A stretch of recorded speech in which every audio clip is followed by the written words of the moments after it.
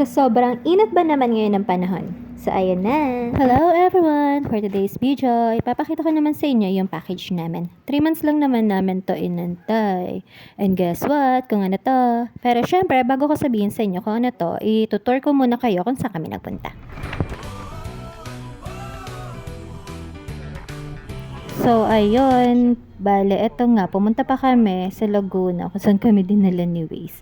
At yun nga, nakarating naman kami dito sa may warehouse, sa may JL Land Compound 3 na halos katapatan lang to ng Three Hands Steel Corporation. So, pag kasi door-to-door yung ginawa namin is magbabayad pa kami ng 10K. Kaya mas minabuti na lang namin pick upin para makatipid.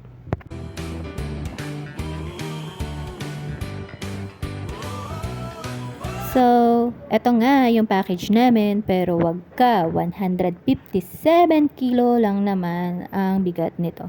So, yun, habang nag-aantay kami na ikarga yung package namin, may gatanong muna ako dun sa mga nandito tungkol lang naman sa mga minor details. Ayun nga, napasobra yung aking pagtatanong hanggang sa hindi ko na namalaya na naikarga na pala yung package namin dun sa sasakyan.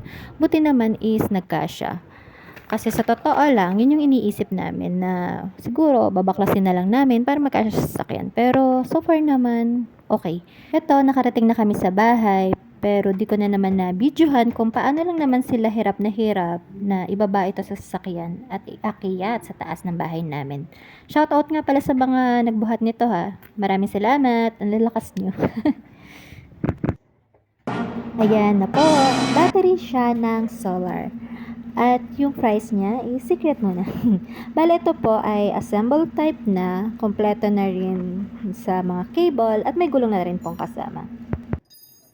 Ito nga po pala yung dati naming battery. DIY naman siya. Take note ha, 1 year na po namin ito nagagamit. Kaso nga lang, nasa 51.2 with 70 Ah yung capacity niya. So, nalolobat siya sa amin ng alas 10 ng gabi.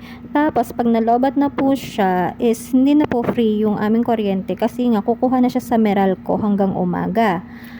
Pero yung bills naman po namin is nangalahati naman compare sa dati namin binabayaran. Tapos pwede na kaming gumamit ng induction cooker sa tanghali para makatipid na rin sa gasol. Kaya need na namin i-upgrade talaga yung battery para hindi naman po sayang ang supply ng solar panel. At ito nga pong battery na nabili namin is 51.2 volts pa rin with 300 naman to. 300 naman siya kaya kayang-kaya na ng dalawang aircon hanggang umaga. Yung aircon kasi na ginagamit namin is hindi naman po siya inverter type kaya malakas po talaga siya sa kuryente. Tapos yung nag-install naman ng solar namin is si hubby na. Kaya materialas na lang yung binili namin. Yan lang. See you on my next vlog. Salamat!